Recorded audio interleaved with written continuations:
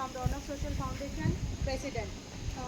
We all are know with that 115th day of जनजाति गौरव वर्ष.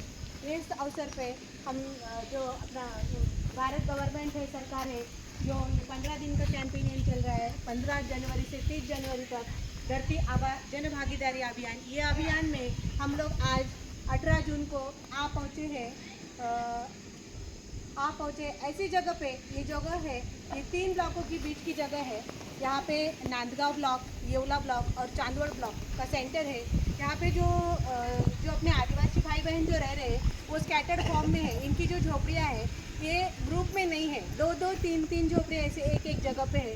आपको जिसके पहले वाला जो हुडी है उसमें सब नज़ारा दिखाया गया है कि क्या है क्या नहीं है. अभी इनकी लैंग्वेज है मराठी, तो मैं बाकी का वीडियो मराठी में बोल सकती हूँ.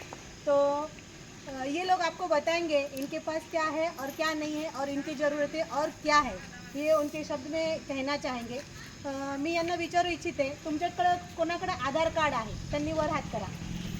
ज्यांच्याकडे आधार कार्ड आहे त्यांनी वर हात करा. वरती हात करा, वरती हात करा. व्हिडिओमध्ये दिसलं पाहिजे. करा वरती हात. आधार कार्ड आहे का? बाबा इकडे या, माझ्याजवळ या. आधार कार्ड आहे का? कोणाकोणाकडे आहे? राशन कार्डमध्ये नाव कोणाकोणाचं आहे? राशन कार्ड कोणाकोणाचं? हां, जोरात बोला. आमच्याकडे नाही आहे ना. हां, त्यांच्याकडे राशन कार्ड नाही आहे. आयुष्यमान भारत कार्ड माहिती आहे का तुम्हाला काय आहे? नाही. हां, त्याच्यात सगळ्या आरोग्याच्या सुविधा गव्हर्नमेंटने आपल्या कव्हर केलेल्या, आपल्या सरकारने कव्हर केलेलं आहे. आज आयुष्यमान कार्ड कोणाकडे आहे का?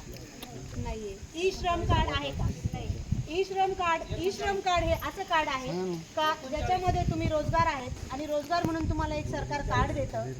हां, आपल्या सरकारच्या ज्या योजना येतात त्याच्यामध्ये ते कार्ड आहे आणि त्या कार्डवरतून तुमच्या ज्या मुलांचे अपत्य असतं त्या मुलांचे शिक्षण किंवा एखादा व्यक्ती असेल, पुरुष माणूस असेल, त्याची स्त्री जर शिकत असेल तर तिच्या शिक्षणासाठी 2 ते 2.5 लाख रुपये गव्हर्नमेंट दरवर्षी खर्च करतो आणि अशा प्रकारच्या सुविधा तुम्हाला त्या कार्डनुसार मिळतात. हे कार्ड तुमच्याकडे नाही आहे म्हणूनच आपण हा सर्वे करायला गव्हर्नमेंटने आम्हाला सांगितलं आहे.